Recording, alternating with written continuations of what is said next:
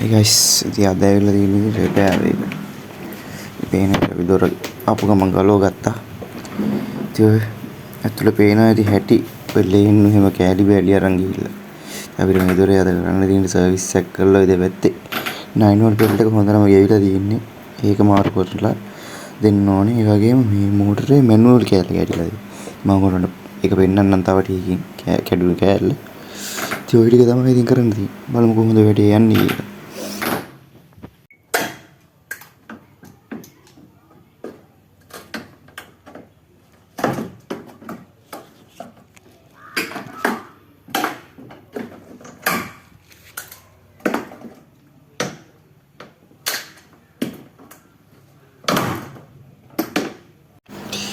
ඉතින් මෝටරේ නම් ගලවගෙන තියෙන්නේ ඉතින් අපි අර කෑල්ල කැඩුන කෑල්ල හයි කරලා තියෙන්නේ.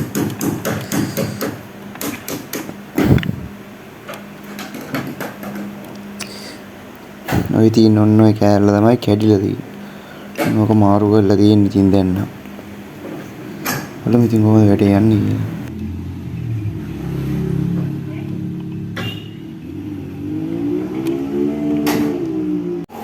ඉතින් මෝටරේ හයි කරගෙන ඉවරයි. ඔය තියෙන්නේ අර කැඩුන කෑල්ලේ අනිත් කෑල්ල.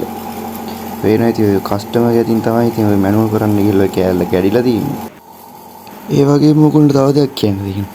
ඔය බෙල්ට් එක ගහනකොට දෙපැත්තේ මේ සමහර කම්පැනි වල කියන ඉතින් මේ කම්පැනි අරන් යන්න ඕනි කියලා. මේක මෙතන කරන්න බෑ කියලා. ඉතින් අපි නම් ඉතින් එතන සයිට් එකේ ඉඳ දිනනවා නම් එතන බිම දාලා මෙතන බෙල්ට් එක ගහලා දෙනවා. ඉතින් අරන් යන්න ඕනේ නෑ බොරුවට. එතකොට කස්ටමර්ට සැටිස් වෙනවා. බොරුවට ඊට පස්සේ අරන් ගිහලා ලොකු ගණන් කියයි අරයි මේ අරකයි මේකයි කියලා. ඉතින් කස්ටමර්ට බය වෙන්න දෙයක්වත් නෑ. ඒ වගේම තව දෙයක්. ඕකට ඔය ස්ටේපර් ගහන්න නැතුව සමහරක් කට්ටිය රිවර්ට් ගහනවා.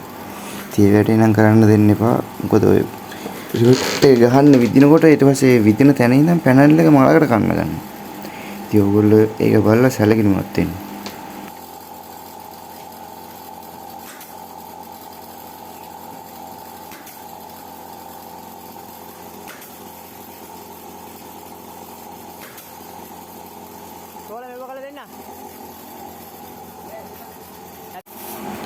ඉතින් අපි දැන් කරන්න හදන්නේ සම්පූර්ණ දොරට ඔයිල් පාරක් ගන්න එක. ඉතින් ඔයිල් ගැවුම සත්තුවේම යන එක සෑහෙන්න අඩු වෙනවා. ඉතින් ඔක ඉතින් ගොඩක් කට්ටිය කරන්නේ නැහැ. ඉතින් ඔය කම්පැනි වලින් එහෙම කරන කට්ටිය එහෙම කරන්නෙම නැහැ. ඔය නිකන් ඇවිල්ලා ඉතින් ඔය හොදලා දාලා යනවා දොරවල් සර්විස් එකට ආවම. ඉතින් එහෙම කරන්න එපා. අනිවාර්යෙන් ඔය ඇතුළට ඔයිල් පාරක් ගහගන්න. එතකොට සත්තු යනවා කියන්නේ සෑහෙන්න අඩු වෙනවා.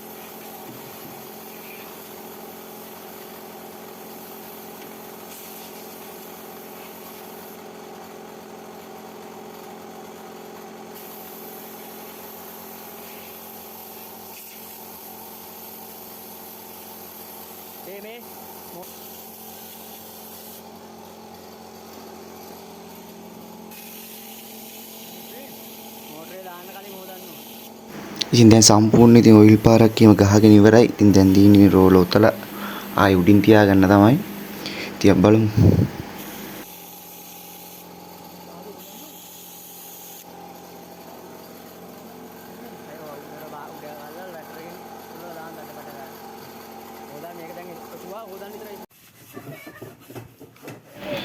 ඒ වගේම තව දෙයක් ඕගොල්ලන්ට දැනගන්න කියන්න. ඔය සර්විස් එකට ආවම කවුරු හරි නිකන් හයි ප්‍රෙෂර් එකකින් හොදනවා නම් ඒක ඇති වැඩක් නෑ. නිකන් හයි ප්‍රෙෂර් එකකින් හොදනවා නම් අනිවාර්යෙන් ඔයගේ මොන හරි කාවොස් ටිකක් හරි රින්සෝ ටිකක් හරි දාලා තොර හොඳට මදින්න කියන්නේ. නැත්නම් ඉතින් හයි ප්‍රෙෂර් එකෙන් හොදනවා නම් ඉතින් ඕගොල්ලන්ටත් ඉතින් ඒක ගෙදර ඉඳන් හොද ගන්න පුළුවන්. අයිපිසර් එකෙන් හොදගන්න නෙමෙයිනේ මේ ඔයගොල්ලෝ සර්විස් එකට කාටද කතා කරන්නේ. කින්ද ඒක ගැනත් ඔයගොල්ලෝ සැලකිලිමත් වෙන්න.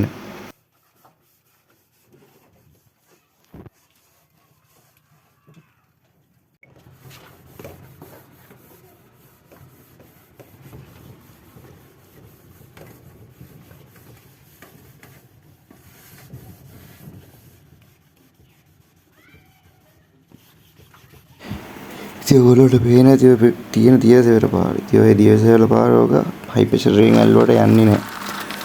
ඔක මොනවාරි රින් සොඩයක් හරි දාලා ඕක හොඳට මදින්න ඕනේ. මැද්දොත් තමයි යන්නේ. නැත්තම් මේ දියසෙවල පාර නම් යන්නේ නැහැ. ඔන්න බලන්නකෝ දැන් ඕක ගියාට පස්සේ.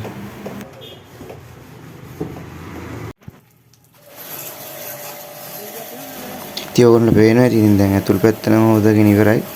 අර තිබ්බ දියසෙවල පාර ඔක්කොම යාගෙන තියෙන ඇතුල් පැත්තේ නම්. තව එළියෙත් තියෙනවා. ඉතින් බලමු කොහොමද යන්නේ කියලා වැඩි.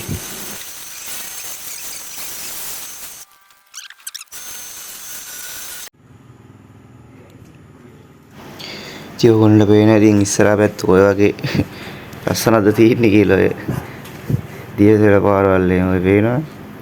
ඉතින් ඔයගොල්ලොත් ඔහොම කියාගන්න එපා. අනිවාර්යෙන් සතියකට පාරක් ඔය දොරවල් හොදන්න ඕනේ. හේතුවක් තමයි ඔය දොරවල් හොඳට තියෙන්නේ.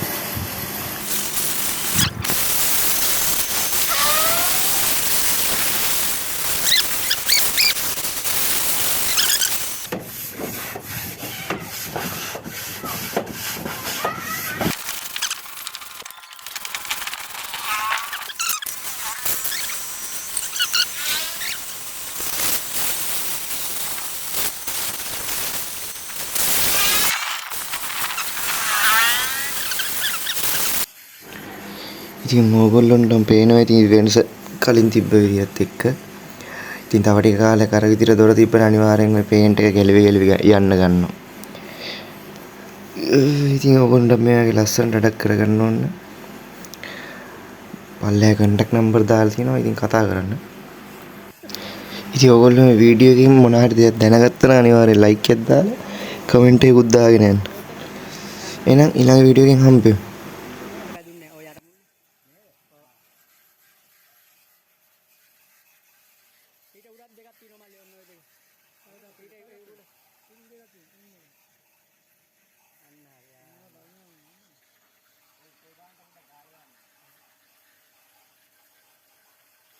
ඒක පීදාන ඔයිල් පාරක්